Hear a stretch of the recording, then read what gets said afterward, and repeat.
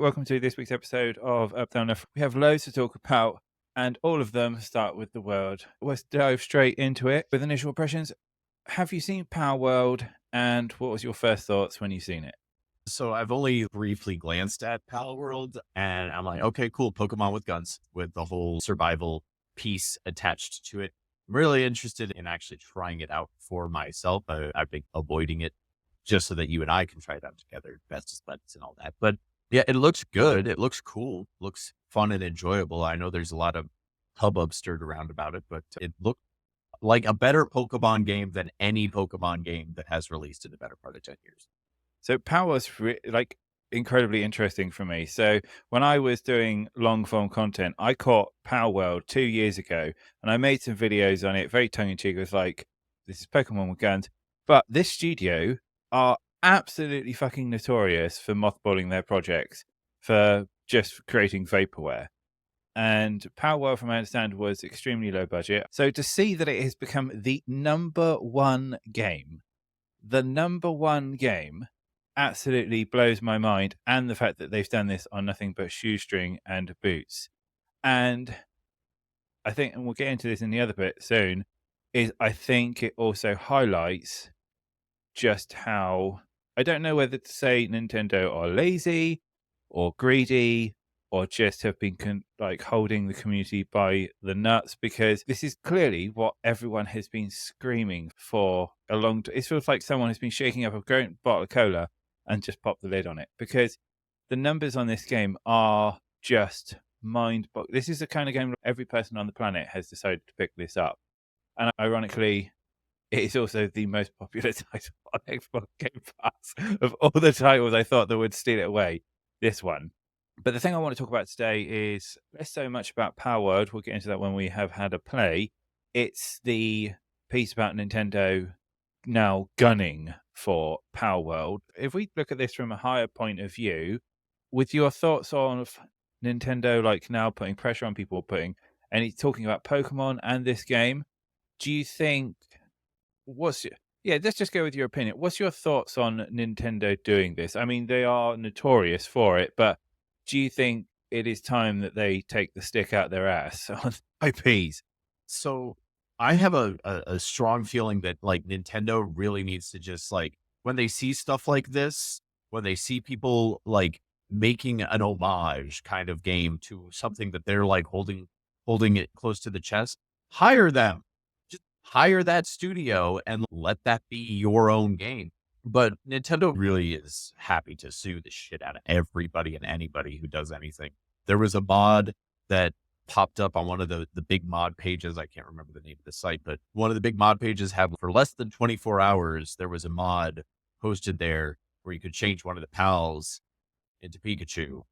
And they took it down because the higher ups at the mod community were like, let's get rid of this before a cease and desist letter comes, because we will get a cease and desist letter for this. So like, instead of just suing the dog crap out of everybody for IP that you're not improving on, hire them. Like, hire those people. Do you think legal action against modders impacts the gaming community? I think that it impacts the individual modders. I think that it's unnecessary because it's transformational. Like, when you make a mod that swaps character skins or whatever, that's transformational and should be covered by fair use.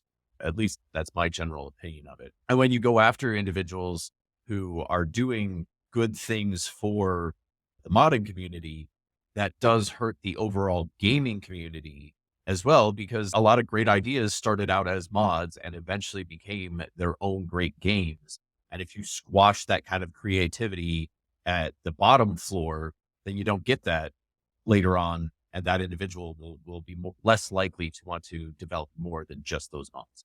So, going further with that, and you having an avid interest in game development, do you think game studios now should start to have more open policies when it comes towards modding then?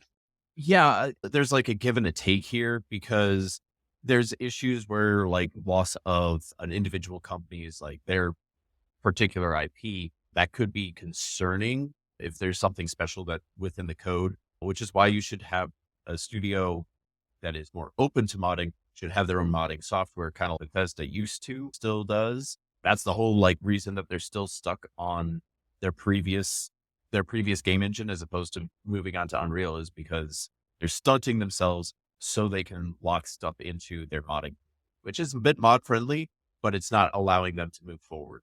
So this is a bit of a controversial question, but so with PalWorld, do you think its success comes from its originality or the fact that it's similar to Pokemon? I think that it is a fusion of enough different things with the splash of not quite Pokemon stuff. Yes. Like the fact that it is a general survival game, ma- which is a saturated market for sure, but it's one that still has a lot of fun in there.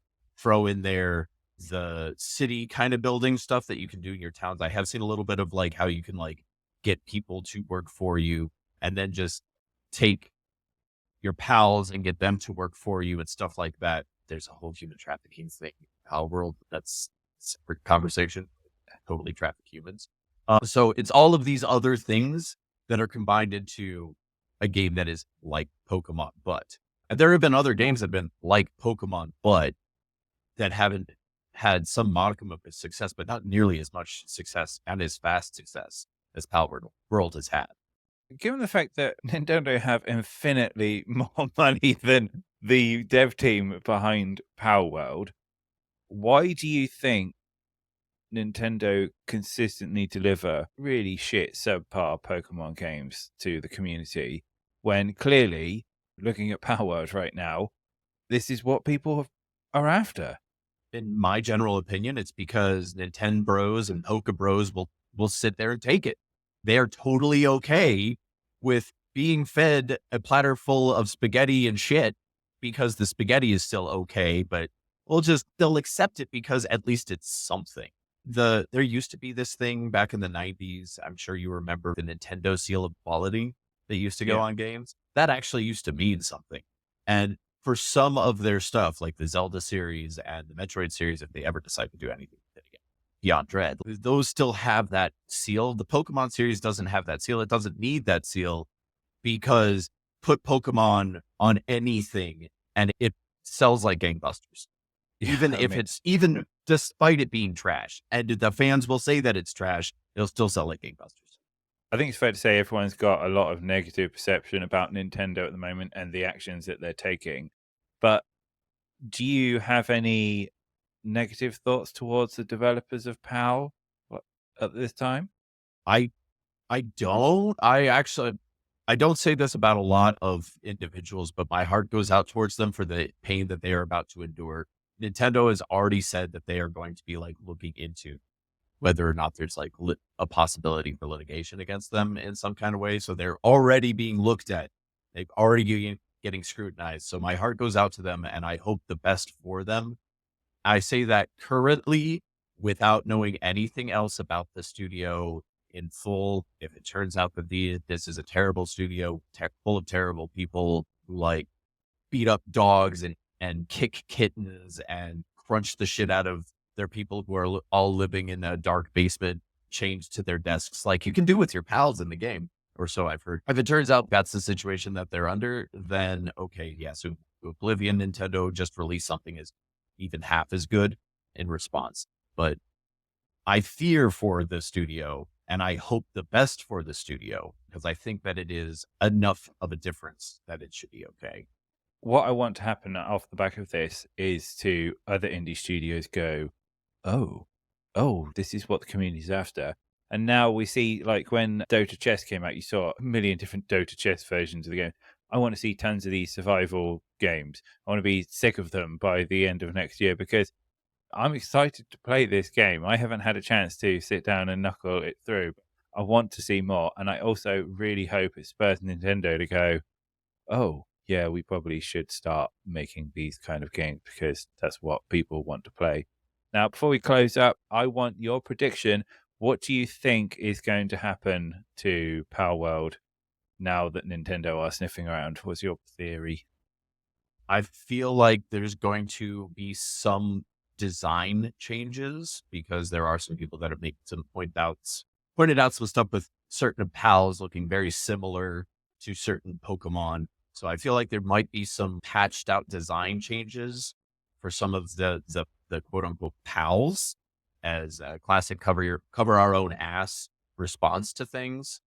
But I think that this will either get bogged down in litigation so long that they'll be able to correct it enough to walk away, or like 6 months from now, this whole game is going to get shut down and the company is going to a different game. Friend Planet is going to get released to like re-release the same game under a different name. One of those two things. Yeah, I'm inclined. I think there will be some design changes.